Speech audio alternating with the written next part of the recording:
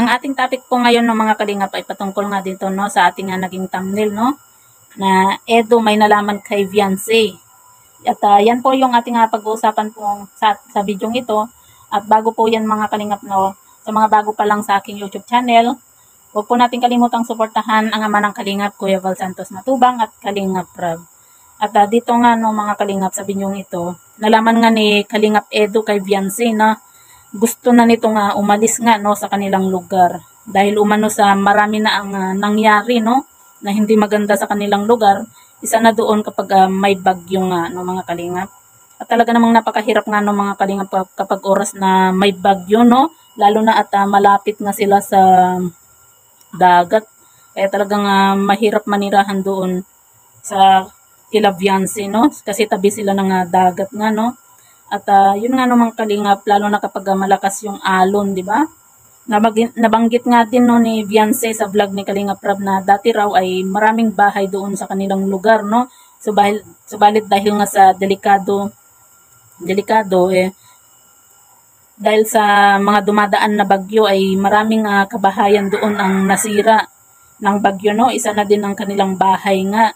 At yung bahay nga nila Viancy ngayon na tinitirhan ay bahay pa yun ng kanyang lola no na ipinagawa nga nila dahil nasira nga yung kanilang bahay na dati no. Kaya naman itong si Viancy mga kalingap no, gusto na nito nga makalipat sila ng bahay dahil marami na nga din hindi magaganda nga nangyari sa kanilang lugar. At isa na din doon mga kalingap nang may lalaking naninilip nga sa kanilang CR no habang naliligo nga itong si Viancy. Dito nga mga kalingap no, nalaman din ni Kalingap Edo na gusto na nga lumipat itong si Viancy no sa kanilang si Viancy nga no dahil sa mga pangyayaring hindi maganda sa kanilang lugar. Dahil kapag may bagyo ay nahihirapan nga sila Viancy kung saan sila pansamantala na tumira nga no. Dahil nga siyempre tabi sila ng dagat, hindi maiiwasan ng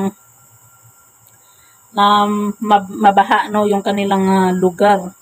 At dito nga po no, sobrang hirap nga naman talaga ang kalagayan no nila Viancy lalo pag panahon talaga ng tag-ulan at bagyo no.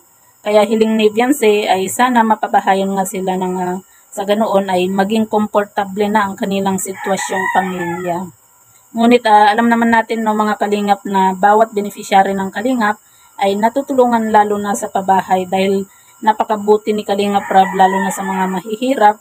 At isa na din diyan mga kalingap ang mga may mabubuting puso na mga sponsor na handang tumulong sa mga kababayan nating nangangailangan nga no ng tulong. At yun nga no mga kalingap, sabi nga ng mga ibang nagko-comment ay kumaga hintay-hintay lang no itong si Viancy dahil mapapabahayan din naman sila no. Siyempre hindi naman din ganun kadali ang magpabahay no dahil kakailanganin mo talaga ng malaking halaga diyan no. Kaya yun nga hintayin na lang nila Viancy na mapabahayan sila nila Kalingap Rab nga.